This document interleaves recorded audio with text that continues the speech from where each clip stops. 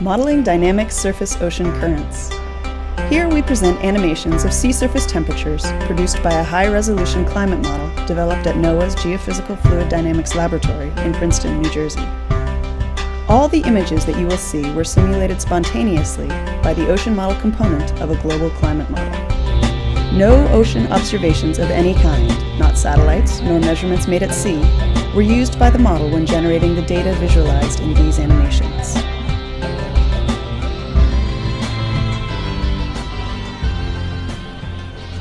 First, let's look at the oceans around southern Africa.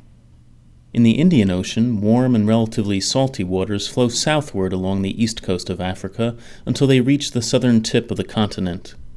There, much of this surface current turns and flows to the east. But, as seen here, some of the warm water spins off into large eddies known as Agulhas rings that instead move westward into the Atlantic Ocean. The Agulhas rings form a connection between the Indian and Atlantic Oceans and are responsible for transporting sizable amounts of heat and salt into the Atlantic. Here in the western tropical Atlantic, just south of the equator, the South Equatorial Current flows from east to west until it encounters South America. Some of that water then flows to the north and west along the coast of Brazil. It flows past the mouth of the Amazon River, crosses the equator, and moves toward the islands of the Lesser Antilles, occasionally forming rings along the way. In the Caribbean Sea, warm surface waters flow northward into the Gulf of Mexico through the Yucatan Strait that separates Mexico from Cuba. This computer model successfully simulates the formation of the loop current in the Gulf of Mexico. Upon entering the Gulf from the south, the current first turns to the right and then to the left before exiting to the east, past the southern tip of Florida. The mighty Gulf Stream flows northward, following the coast from Florida to North Carolina before separating from the coast and heading across the Atlantic Ocean. Numerous eddies and rings form along the edges of the Gulf Stream. Farther north, we can see the northern extension of the Gulf Stream as it flows northeastward towards Europe. Some of these relatively warm waters eventually enter the Norwegian Sea between Norway and Iceland. You can also see ribbons of cold water exiting the Arctic. The East Greenland Current streams southward along the coast of Greenland, passing through the strait between Greenland and Iceland before curling around the southern tip of Greenland.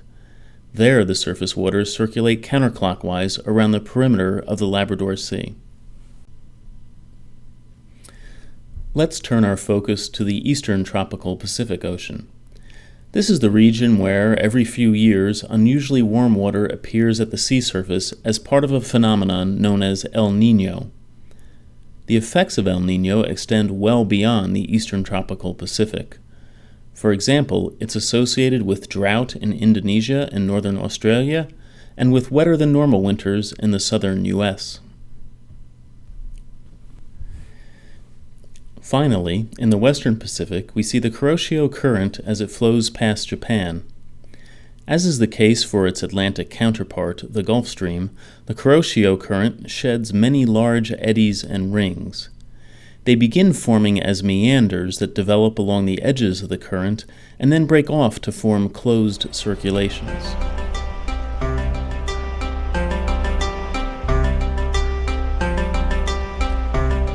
You may have noticed that most of the major ocean currents lie along the western edges of ocean basins.